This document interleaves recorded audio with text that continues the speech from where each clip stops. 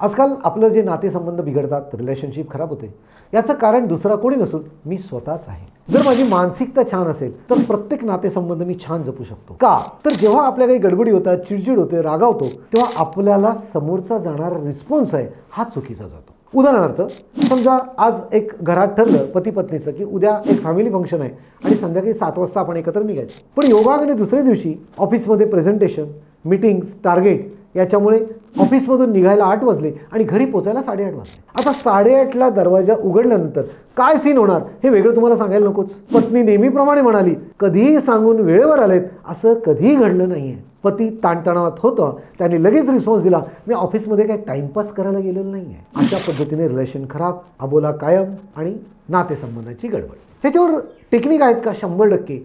पहिल्यांदा मेडिटेशन, दुसरं relaxation technique, तिसरं प्राणायाम, योगासन, या 4 गोष्टी फॉलो करून आपण आपले नातेसंबंध 100% पाळू शकतो.